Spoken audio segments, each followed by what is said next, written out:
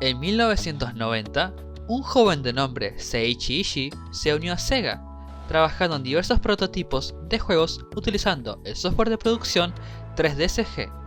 Desde Virtua Racing, él se consideraba un alumno de Yu Suzuki para aprender a diseñar juegos en 3D, ya que además trabajaban juntos. Ishii tenía mucho acercamiento a los arcades y a obras sobre las artes marciales como Kenshi. Él también quería transmitir ciertos valores como la capacidad de realizar nuevas acciones y la importancia de los sentidos. Esta forma de proyectarse en los juegos se aplicó en Virtua Fighter. Para ese entonces, Suzuki le asignó el puesto de líder de desarrollo a Ishii, y, a partir de aquí, el joven comenzó a definir poco a poco su mirada como director. Para aquella época, las 3 dimensiones era un terreno muy atractivo, pero a la vez agobiante. Se trataba de algo que recién se estaba aplicando de una forma un poco más abierta, y no todos disponían la tecnología para programarlo bien. Una nueva dimensión implicaba una nueva perspectiva para crear.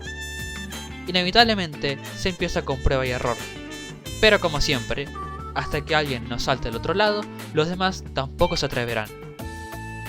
La filosofía de Virtua Fighter se trasladó a Tekken cuando Ishii se mudó a Namco.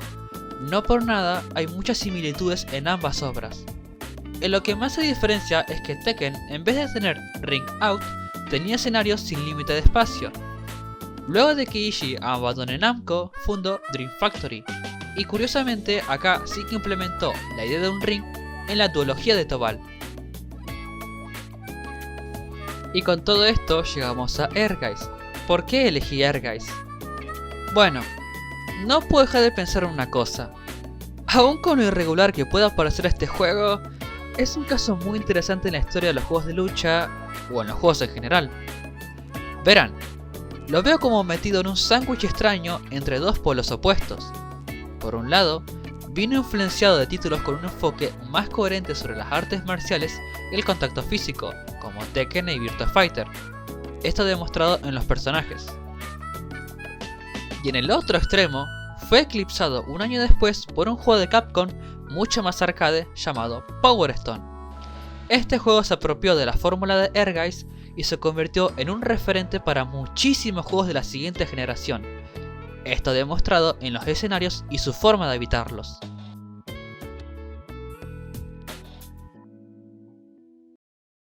Antes de empezar, quiero aclarar que hay dos versiones.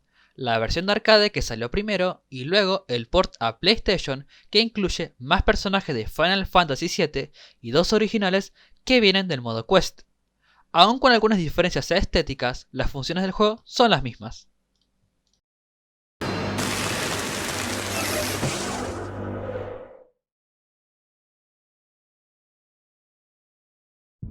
Primero quiero enseñar bien cómo es el control original.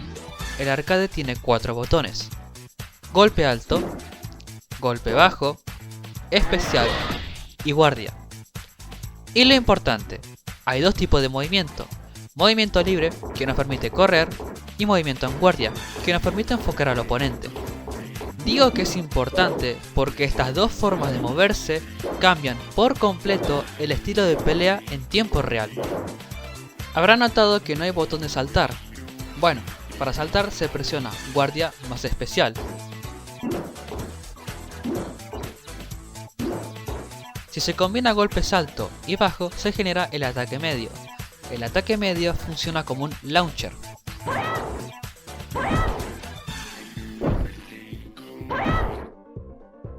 Si corremos en dirección a una pared y presionamos ataque alto o bajo, salimos expulsados. Ah, un detalle. El color rojo significa que es imbloqueable.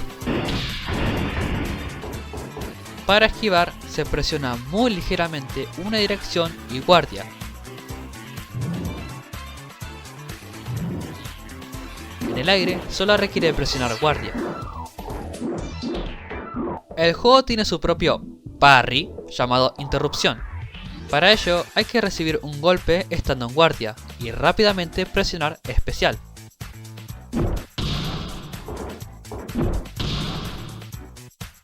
Por último, Para agarrar al oponente hay que estar en guardia y presionar ataque medio, o sea, alto y bajo juntos. Estos agarres varían dependiendo de dónde nos posicionemos.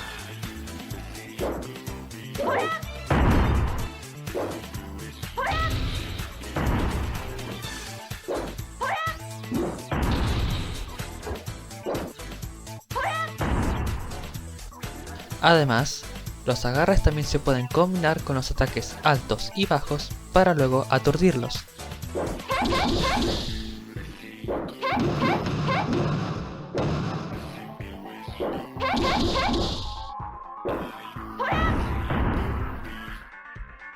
Y esto nos lleva al agarre especial.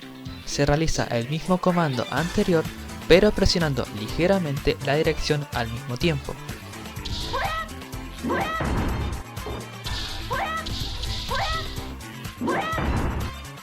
Ahora que ya está aclarado el esquema de acciones desde un control arcade, quiero hablar sobre el control PlayStation. Este tipo de control es el que yo recomiendo para empezar. Los cambios fueron hechos para que sea más accesible y cómodo de jugar. Por ejemplo, el ataque medio es un botón más y la acción de saltar está asignada en los gatillos. Además, el control de PlayStation lo hace un poco más intuitivo por la posición de los botones. Todos los personajes tienen sus especiales y es el movimiento que más los caracteriza. Hay 3 detalles a tener en cuenta. Primero, los especiales tienen un límite y no hay forma de recuperarlo. Segundo, son imbloqueables. Y tercero, cuando escuchen este sonido, es porque se potenció. Funciona manteniendo pulsado.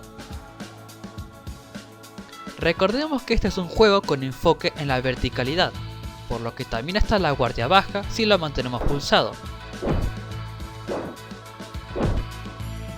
Para rodar hay que apretar 2 veces la dirección elegida. Hay 2 formas de recuperarse. La primera es simplemente rodando. Y la segunda es instantánea, que funciona presionando guardia rápidamente. Es importante conocer este detalle porque al rodar seguimos estando vulnerable ante golpes bajos.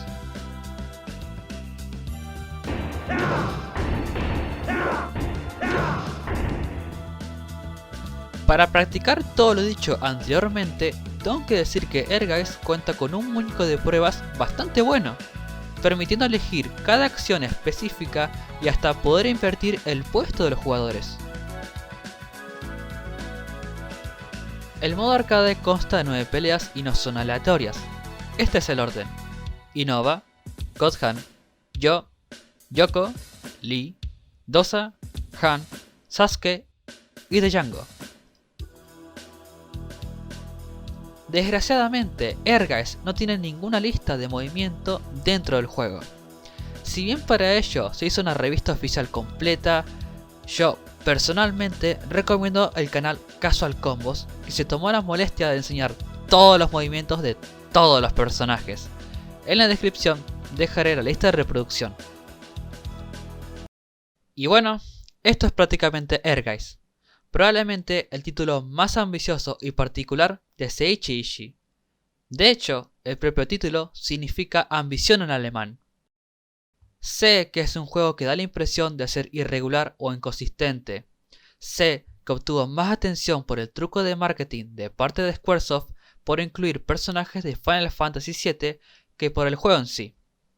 Y es una lástima, porque este título siempre tuvo dentro un gran potencial para jugarlo en profundidad, pero cometió el pésimo error de no dar ni una pista o ayuda visual para aprender, y como consecuencia, la gran mayoría de personas lo pasaron de largo.